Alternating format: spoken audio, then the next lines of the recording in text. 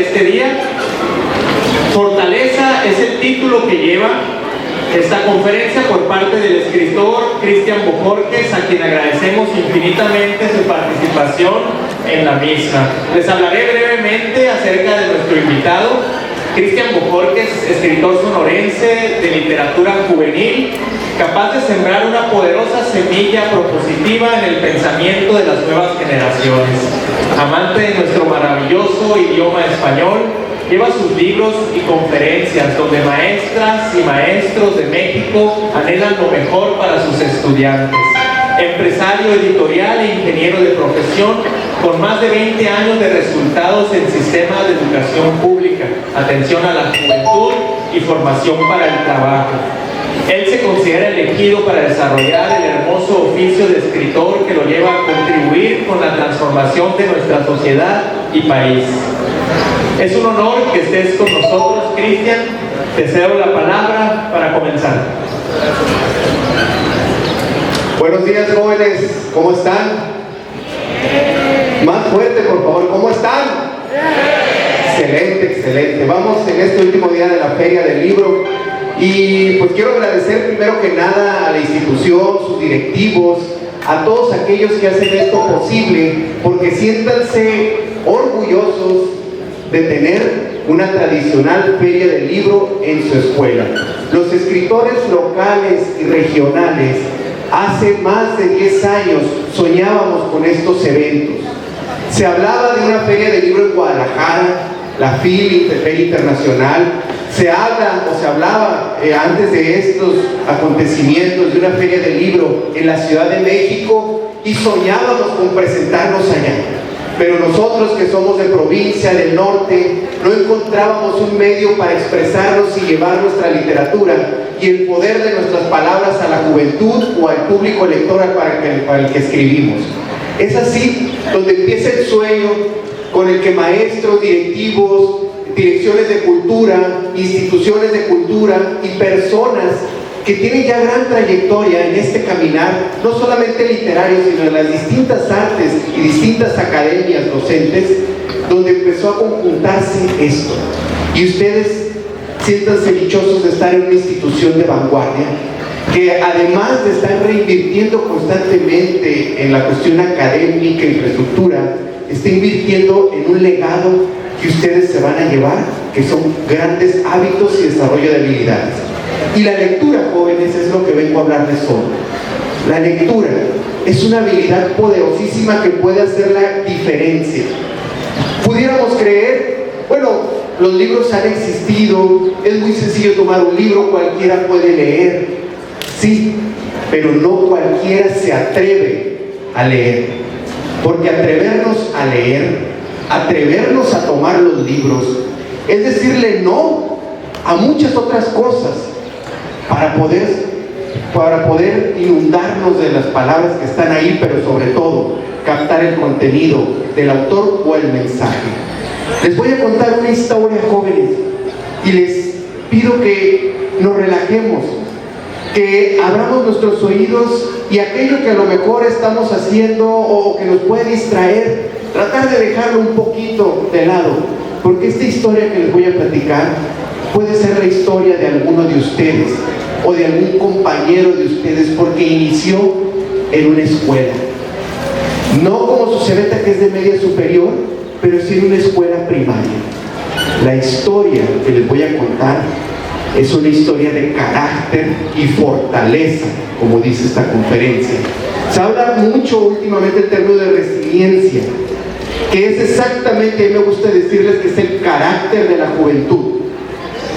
Podrán faltarnos a lo mejor algunas habilidades, jóvenes, podrán faltarnos experiencia, podremos tener miedo, pero si desarrollamos el carácter a lo largo de nuestra vida y sobre todo en nuestros años de juventud, créanme, lo que decidamos y lo que queramos, lo vamos a lograr. Porque personas con menos talentos y menos habilidades han logrado lo extraordinario. Y es porque por una u otra razón desarrollaron su carácter y no se dejaron vencer por la adversidad. ¿Y qué tienen que ver los libros con el carácter de la juventud? Aquí les voy a contar la historia de Ben Carson, un niño que fue abandonado por su padre y junto con su hermano vivía con su mamá, y ella tenía que tener hasta 3 trabajos para sostenerlos.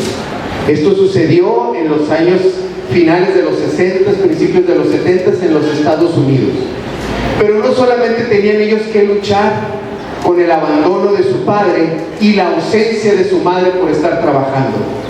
Ellos, debido a su poca capacidad económica, estaban inmersos en una comunidad llena de pandillas, de delincuencia, de drogadicción y de violencia. No muy diferente tal vez a muchos lugares que existen en nuestra ciudad o en nuestro país. Sin embargo, la mamá de Ben Carson tomó una decisión. Aquí es donde empieza el poder de los libros.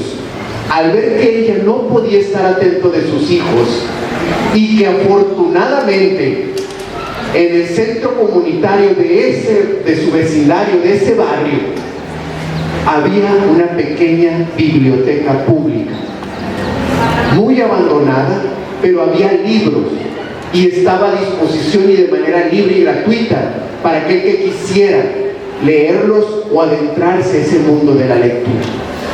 Entonces ella tomó una decisión, debido a que Ben Carson, o Ben, el niño Ben, ya era una persona agresiva por el abandono. Salía muy mal en la escuela, incluso fue catalogado como el peor de su clase. Y eso lo hizo sentirse inseguro y empezó a desarrollar una agresividad como un mecanismo de defensa. ¿Qué hizo su madre? En lugar de permitirle ver la televisión, lo invitó, o más que nada les exigió a los 2 jóvenes leer por lo menos 2 libros por semana. Obviamente eran libros pequeños, acordes a su edad, para que se iniciaran en el mundo de la lectura. Y cuando ella llegaba de su último trabajo, ya tarde, le solicitaba un resumen de lo que habían leído en ese día, para que al final de la semana pudieran ellos haber completado 2 lecturas por semana.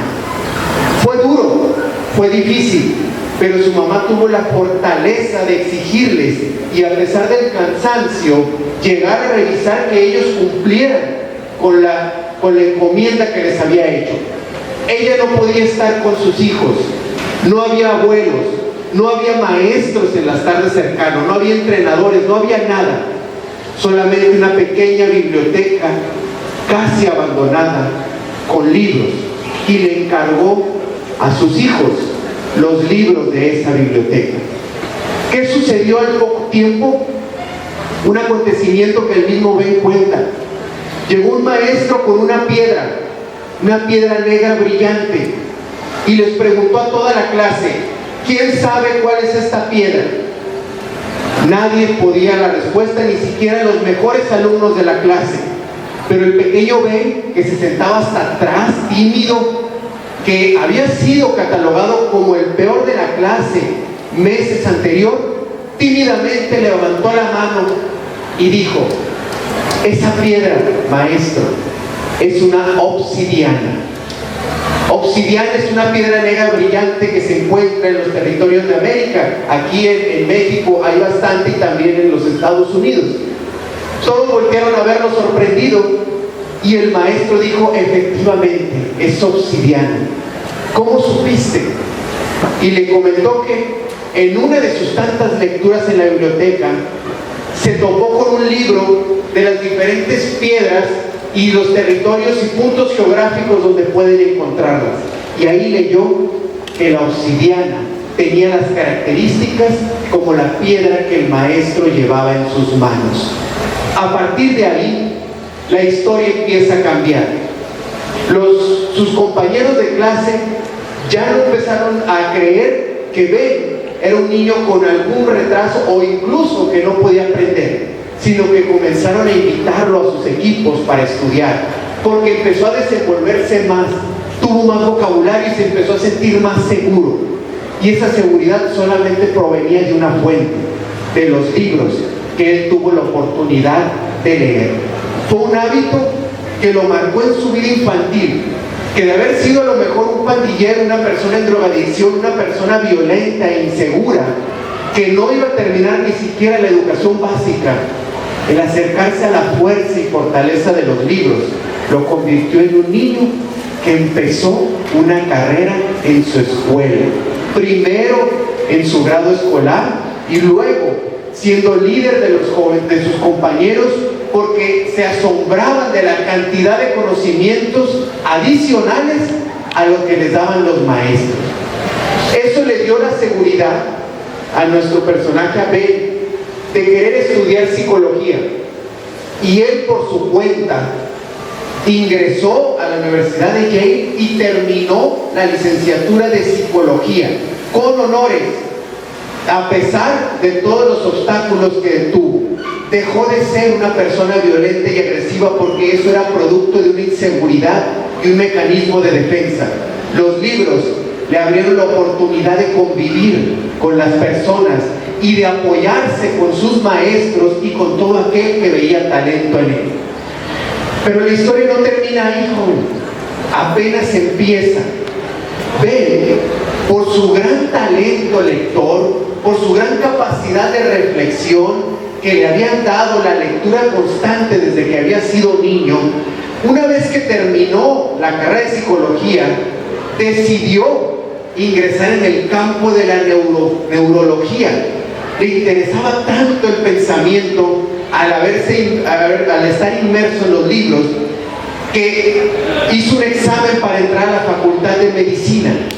Y crean, a pesar de toda la adversidad y de que solamente elegían a tres por generación, porque era neurocirugía pediátrica.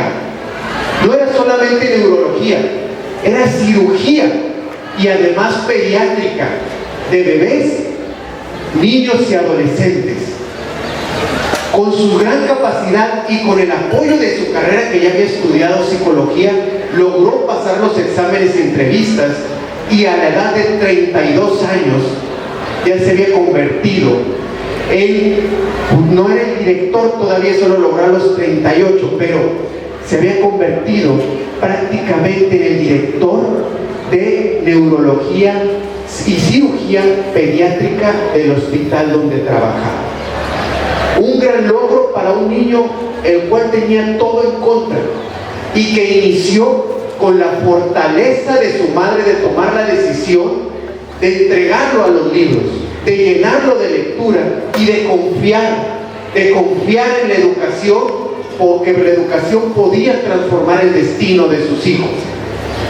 Él, una vez con su título, empezó a tomar riesgos.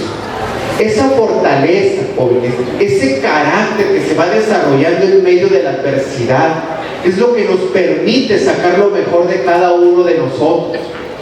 Si ustedes ven en su vida, en su entorno, en su familia, en su escuela, algo que les incomoda, que no les gusta, que les desagrada, un problema, un obstáculo, tómenlo como un escalón, no como una barrera, para ir escalando en el trayecto de su vida e irse fortaleciendo. Porque Napoleón Hill lo dijo muy claramente: toda adversidad lleva dentro de sí una oportunidad de iguales proporciones o incluso mayores proporciones, si sabemos aprovechar la oportunidad que guarda cada adversidad.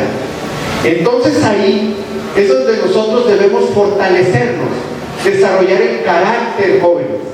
Debemos de ser una generación de jóvenes que no, si bien podemos sentir miedo en tomar nuestras decisiones e ir por lo que queremos, no debemos detenernos, debemos tomar acción, porque solamente la acción es la que nos llena de experiencia y hace que el miedo desaparezca. Tomar acción para que el miedo desaparezca. Pero no vamos a tomar acción simplemente con los ojos cerrados. Preparémonos primero. Y una gran preparación, además de toda la que nos da nuestro sistema educativo, nuestra escuela, nuestros padres, son los libros. Quien lee tiene una ventaja superior. quien lee desarrolla una humanidad superior, y quien lee elimina el miedo. Quien lee abre su mente a no solamente su vida, sino a muchas vidas pasadas y presentes, y eso le da la fortaleza de tomar riesgos grandes, como Ben Carson, el cual les voy a platicar. Él fue el primer cirujano pediátrico que llevó a cabo una hemisferectomía. ¿Qué significa esto? Muchos niños padecen por problemas de nacimiento, problemas de ataques epilépticos que les van truncando las demás funciones, o que incluso pueden fallecer en una convulsión o en un ataque de ese tipo. Él, con todos sus conocimientos y con su capacidad y coordinación mano-ojo, para aquellos que quieran estudiar medicina que están aquí, sabe que un cirujano debe de tener una perfecta coordinación mano-ojo, sobre todo en neurocirugía. Estudió los casos, infinidad de casos, e inventó.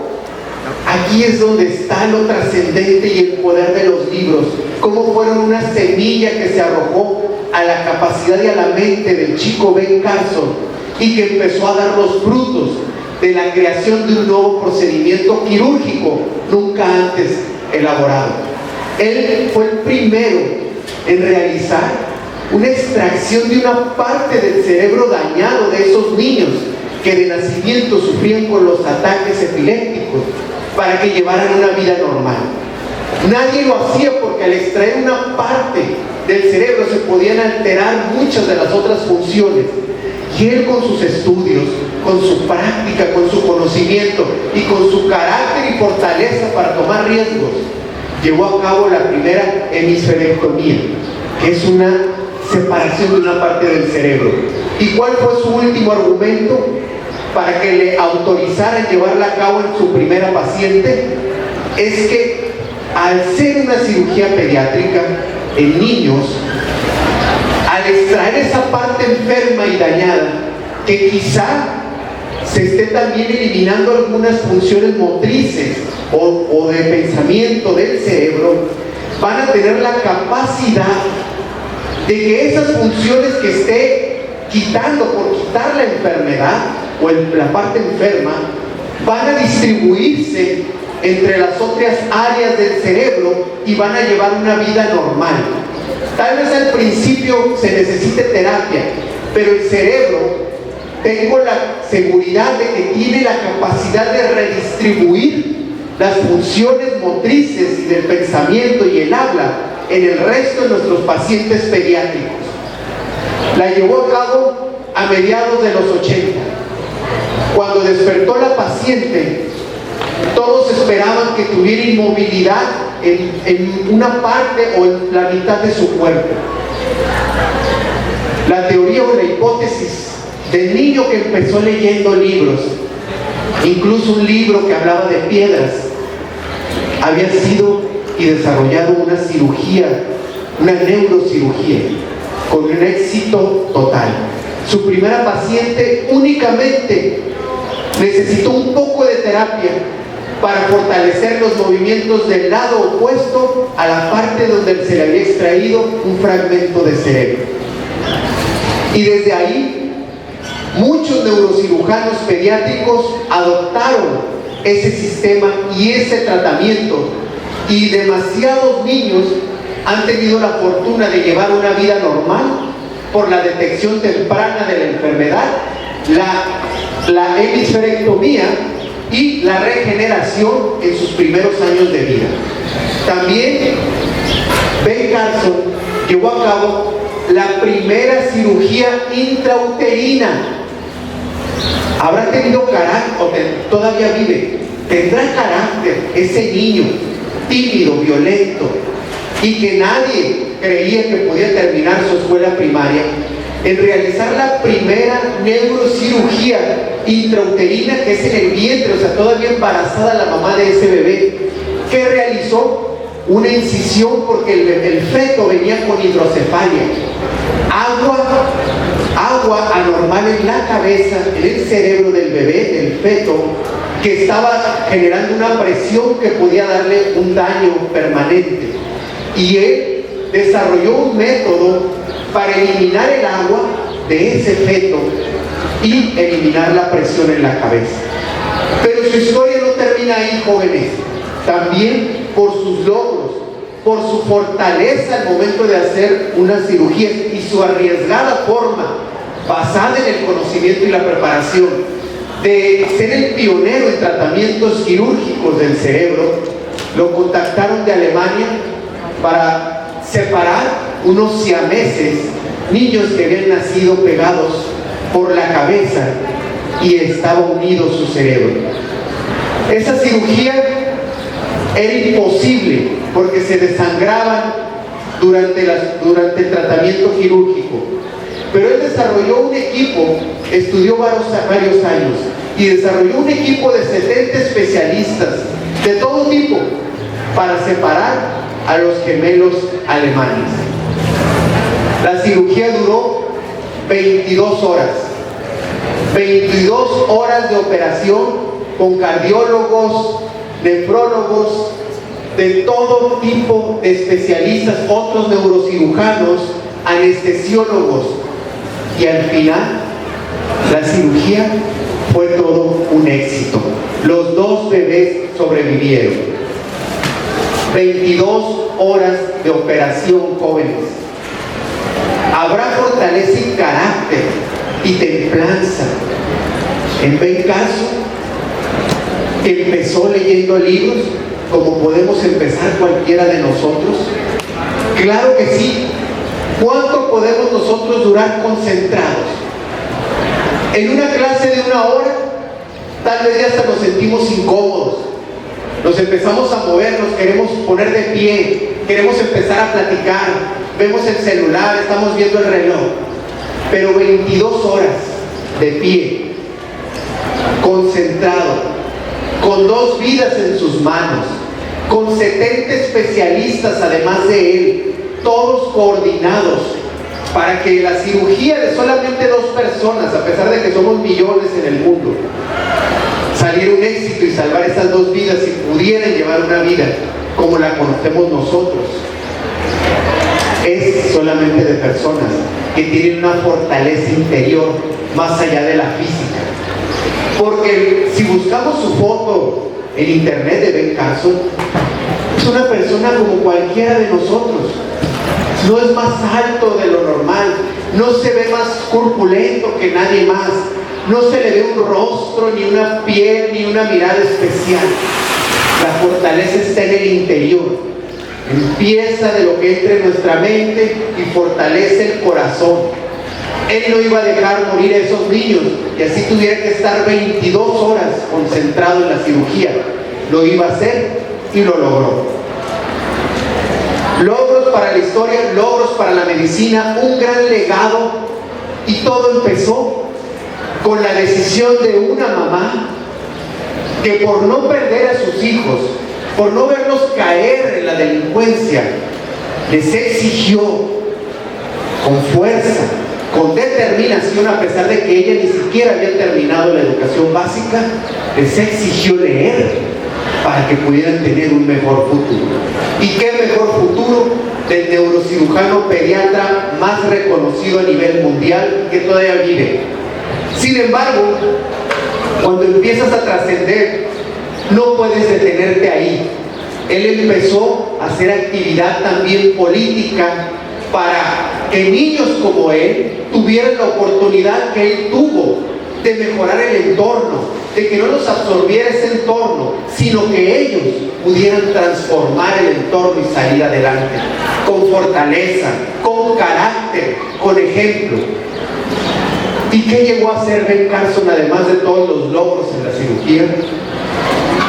En la administración del presidente Donald Trump, que ya concluyó, fue secretario de Vivienda y Desarrollo Urbano.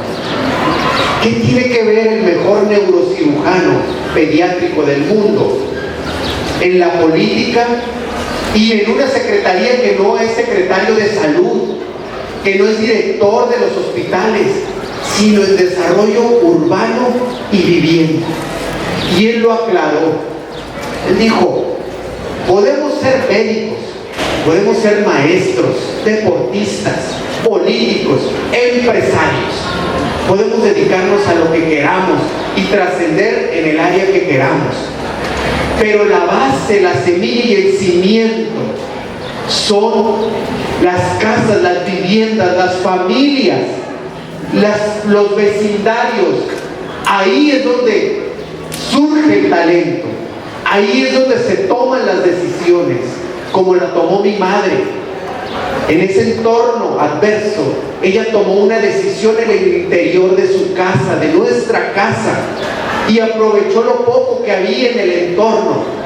Entonces, por eso, si trabajamos en el desarrollo de la familia, su vivienda y su entorno urbano, como esta escuela, como los parques, como todo lo que hay, para que los jóvenes desarrollen su máximo potencial y la familia esté fuerte y cumpla su objetivo, todo lo demás se dará por añadidura.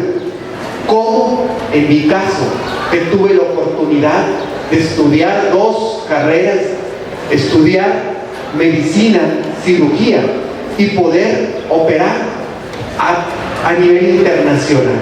Pero todo parte de la familia, la vivienda y nuestro entorno. Por eso, mi esfuerzo es en esa área de la política. Fue precandidato también a presidente de la República, pero no fue el candidato republicano en 2016, pero participó. ¿Qué significa eso? Que quiere transformar, que quiere dar. Pero para ello se necesita una fortaleza interior más allá de lo que ven los ojos, más allá de nuestro cuerpo físico, que es limitado, pequeño y puede ser débil. Sale del interior hacia el exterior, y nuestras acciones es la mejor manera de demostrar nuestra fortaleza. Porque podemos pensar mucho y tener muchos planes, pero si no actuamos, no se consolida o no fragua esa fortaleza que hay dentro de nosotros. Y jóvenes, para que se lleven prácticamente cómo desarrollar nuestra fortaleza, cómo tener un carácter inquebrantable, como muchos ejemplos. Abraham Lincoln, el mejor presidente también de la nación que estoy hablando, de Estados Unidos, quien fue el autor de la abolición de la esclavitud. En el país de la libertad, la contradicción, un país esclavista. Su fortaleza también la obtuvo de la literatura, de la inspiración de una novela, La cabaña del tío Tom. Una historia que narra la abominación y el dolor de las familias que vivían en la esclavitud y cómo eran separados y vendidos como mercancía. Gracias a ese libro, el presidente de una nación, empezó una cruzada para abolir la esclavitud. Y cuando encontró a su autora, la tuvo de frente, una mujer pequeña, ya de avanzada edad, con voz débil. Y él, muy alto, la vio hacia abajo y le dijo: o sea que usted es la persona que ha iniciado todo esto. Se refería a una guerra por eliminar la esclavitud en los Estados Unidos. Ese es el poder de los libros, de transformar nuestro interior y darnos la fortaleza para ir hacia adelante por lo que queremos transformar.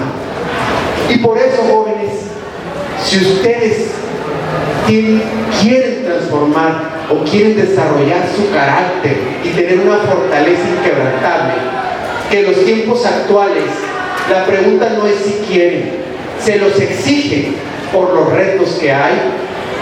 Número 1, prepárense constantemente. En otra conferencia en la cual iniciamos es: elige lo que quieres.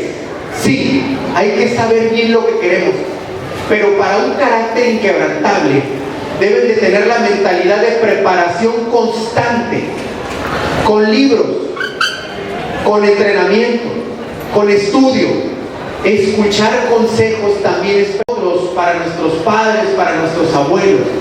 Hay una sabiduría en los consejos de las personas que nos quieren, que no debemos cerrar nuestros oídos. Eso es preparación. ¿Y por qué los invito a prepararse? Me podrán decir, es que no sé qué voy a hacer todavía. Mejor aún, prepárate, leyendo, entrenando, practicando, escuchando, estudiando, porque eso te va a acercar a tomar la decisión más importante, es qué te vas a dedicar. Si no, es que ¿en qué me voy a preparar si todavía no decido qué quiero ser o a qué me voy a dedicar? Mejor aún y con mayor obligación, prepárate, porque al estarte preparando vas a llegar a esa meta de saber elegir lo que quieres. Porque si te mantienes pasivo, inactivo, sin prepararte, sin leer, sin escuchar, entonces el saber qué quieres nunca va a llegar. Si ya sabes qué es lo que quieres, también síguete preparando, porque esa es la fortaleza de esta generación. Yo los invito a prepararse de la manera más sencilla, barata, hasta gratis y poderosa que he encontrado y que otros hombres, como el de nuestra historia, Ben Carson, que incluso se hizo una película y los invito a que la busquen, Manos Milagrosas o Manos Prodigiosas, la pueden encontrar. Está en YouTube gratuita o en cualquier plataforma. Vean ahí la historia. Una persona que empezó leyendo libros pequeños, humildes, abandonados, ahora fue hasta inspiración de una película y ejemplo a nivel mundial. Número 2, jóvenes, sepan qué es lo que quieren. Debemos saber qué es lo que queremos, porque si no es así, si nos estamos preparando y no tomamos una decisión en algún momento de qué vamos a hacer con nuestra vida, entonces no podremos ver un progreso, un avance. Y al no saber, y una vez que sepamos qué es lo que queremos, podremos seguir humildes, que es el paso número 3, la humildad para la fortaleza. Porque cuando somos humildes, reconocemos que siempre podemos aprender, reconocemos que siempre podemos mejorar y reconocemos que cualquiera nos puede ayudar. Aquí, en nuestra historia, la mamá de Ben Carson ni siquiera había terminado la educación básica, pero ella fue quien sembró la semilla de todos los resultados que pudo lograr su hijo, que era una persona que no tenía muchos conocimientos, pero tuvo carácter para tomar la decisión. De igual manera, nunca perdamos la humildad para seguir aprendiendo, ni para recibir ayuda, porque en ocasiones, o en la gran mayoría de las ocasiones, no podemos solos. Necesitamos de los demás para avanzar, para aprender y para crecer. Ser fuerte también es sinónimo de ser humilde y de permitir la ayuda sincera que entre a nuestras vidas. Y número 4, jóvenes, para concluir y desarrollar nuestra fortaleza, demostrar constantemente, crecer y desarrollar un carácter como jóvenes que somos, es tomar riesgos basados en nuestro sueño, nuestra misión y sustentados en nuestra preparación. Solo así podremos tomar riesgos y trascender, dejar huella, un legado. El miedo no va a desaparecer, pero sí llegará la satisfacción de haber cumplido la meta que se nos ha encomendado. ¿Quién nos la encomendó? Dios, la humanidad, y la escuchamos retumbar en nuestro corazón y en nuestra mente. El saber que cumplimos o estamos cumpliendo nuestra meta nos va a fortalecer y el miedo lo hará pequeño, porque el resultado y la fortaleza se hará grande. Tomen riesgos, tomen riesgos, pero no riesgos imprudentes, no riesgos productos de la pereza, no riesgos productos del camino fácil, riesgos productos de su preparación, que es el cimiento de todo, riesgos producto de su deseo en la vida. ¿Qué quieren dejar? Este mundo debemos dejarlo mejor a como nos lo entregaron. Y el último, el por qué tomar riesgos, porque la humanidad lo necesita. Así sea una persona o muchas personas, alguien se va a beneficiar de ese riesgo que tomemos por mejorar las cosas, los métodos, los inventos, los procedimientos o aquello que decidamos. Una juventud fuerte, jóvenes, es lo que necesitamos. Por eso espero verlos pronto, que nos volvamos a encontrar, pero en el silencio de la lectura de alguno de mis libros. Soy Cristian Bojorquez, es un gusto haber estado con ustedes.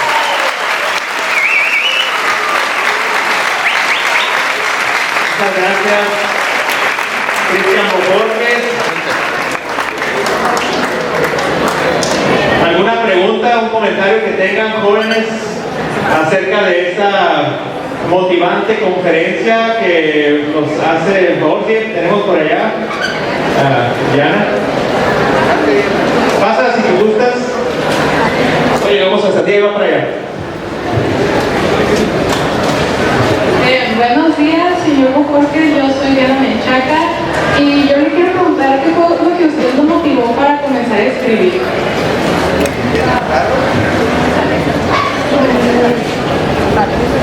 Muchas gracias por tu pregunta, Diana.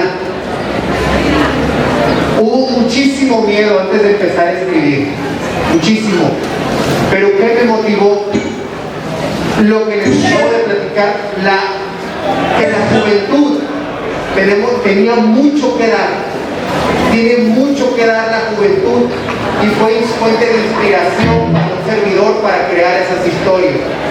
Y el descubrir que la vida que pudiera parecer ordinaria es extraordinaria si le hacemos caso al llamado.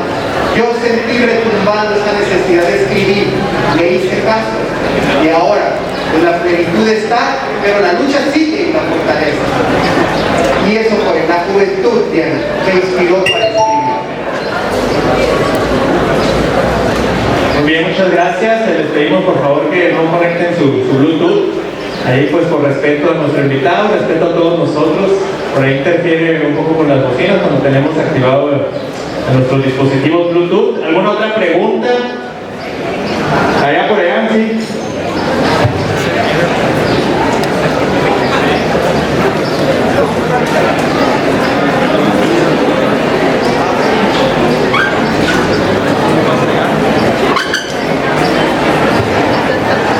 Bueno, profe, mi nombre es Eder Aguirre y yo tuve la pasión con un amigo que tengo ahí en la colonia de empezar a escribir un libro. ¿Cuáles son ustedes algunos consejos que usted me pueda otorgar para hacer que ese libro tenga un gran significado, no solo para el lector y no solo que sea emocionante, sino que para que ese libro, al que tú lo leas y escribes un libro cualquiera, que tenga un gran sentimiento, pasión y sobre todo un gran mensaje que dar?